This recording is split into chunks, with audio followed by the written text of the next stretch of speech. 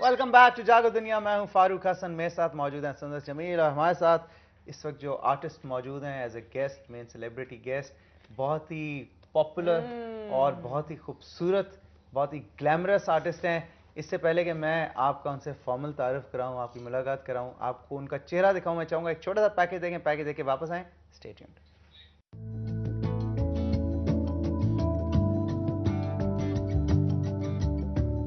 शगुफ्ता Ejaz, Pakistan television industry का ऐसा नाम जो किसी तारुफ का मोहताज नहीं। उन्होंने अपने फनी करियर का आगाज ड्रामा सीरियल जंगलूस से किया, मगर ड्रामा सीरियल आज उनकी शोहरत का बाइस बना।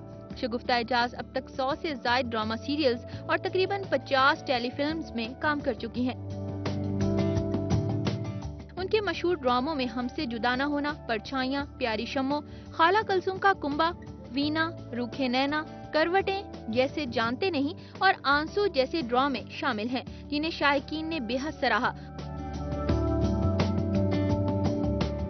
उनकी फनी सलाहियतों का एतराफ करते हुए पीटीवी की तरफ से उन्हें बेस्ट एक्ट्रेस के अलावा दीगर आला अवार्ड से भी नवाजा गया। आइए मिलते हैं शगुफ्ता एजाज से।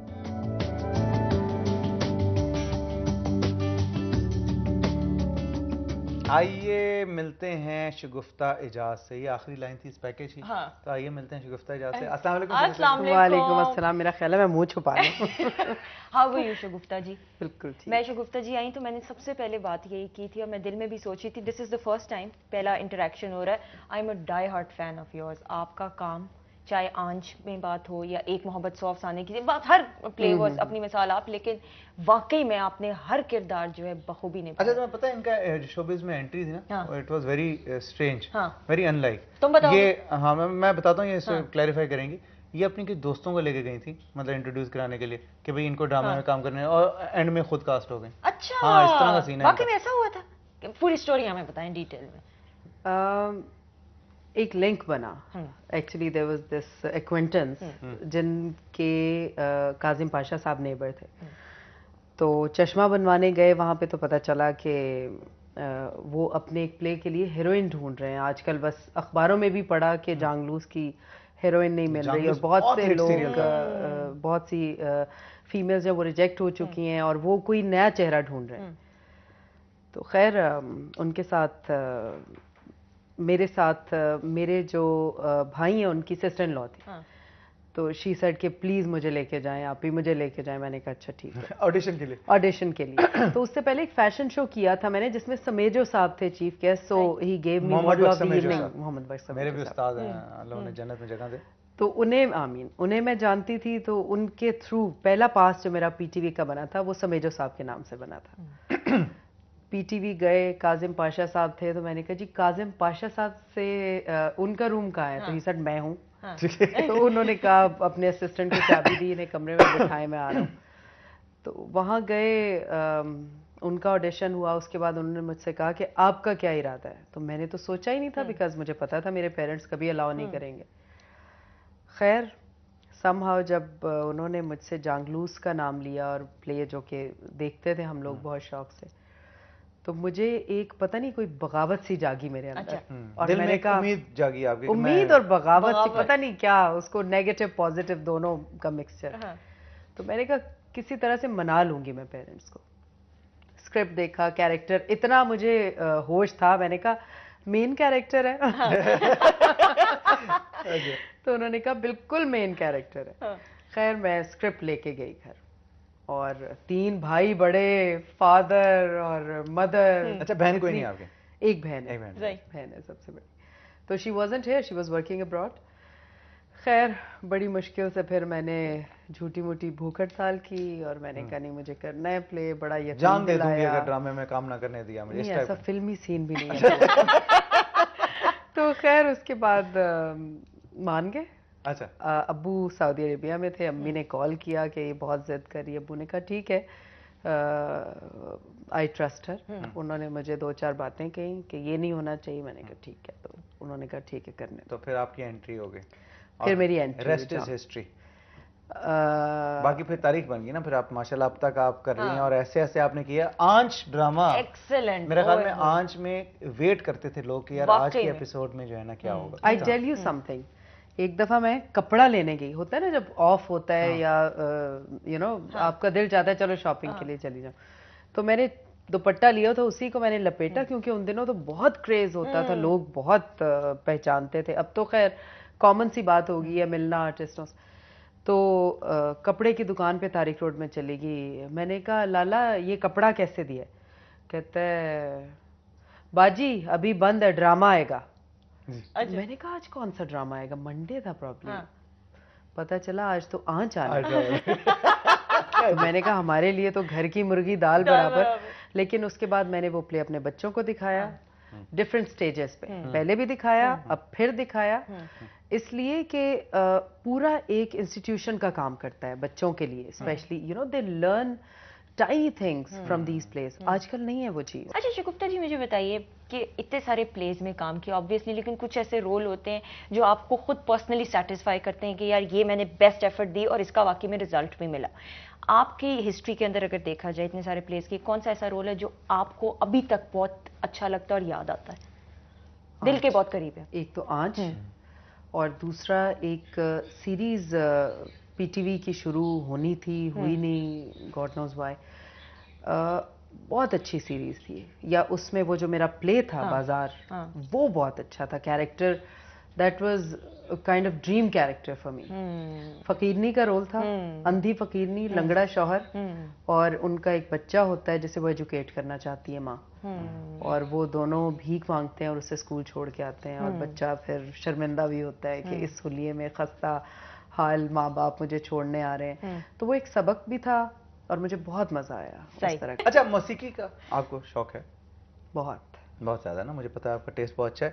तो कौन सा आपका फेवरेट सिंगर कौन है आपका? You wouldn't even know him. I love Hamid Ali Bela.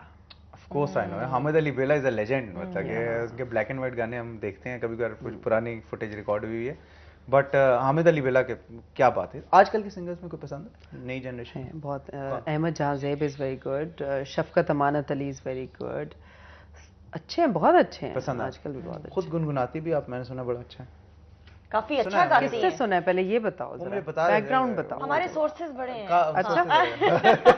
मुखबरी अजीजी भाई ने बताया था। अच्छा। सोहेल अजीजी ने हमें बताया कि ये गाती भी बहुत अच्छा है। गाती भी बहुत अच्छा है वाकई में। हाँ, अभी शौक है मुझे। कौन सा गाना ऐसा है जो गुनगुनाती है? बहुत सारे गुनगुनाती होंगे, बहुत सारे हैं, लेकिन कुछ थोड़ा सा कुछ। एक तो बाथरूम सिंगर होता है ना, मैं फैमिली सिंगर। मतलब कोई ऐसा गाना जो शौक से आपके गाते हैं और आपके हस्बैंड फरमाइश करते हो कि भाई ये वाला सुनाओ, या उनको पसंद हो? नहीं, वो नहीं फरमाइश। वो ये कह देते हैं कि हाँ ये बहुत अच्छा तुमने गाया था, लेकिन फरमाइश नहीं। कुछ सुनाए कुछ अच्छा सा।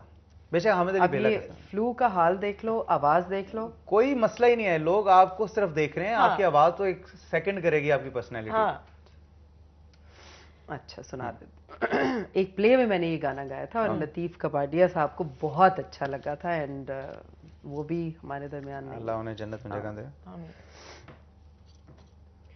घटा घन घोर घोर मोर मचावे शोर, मोरे सजना जा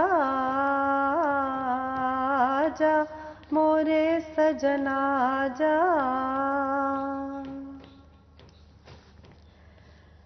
एक मौज का नाम जवानी, इत आवे उत जावे। एक मौज का नाम जवानी, इत आवे उत जावे। मौज में मौज न ली जिसने, वो फिर पाछे पछतावे।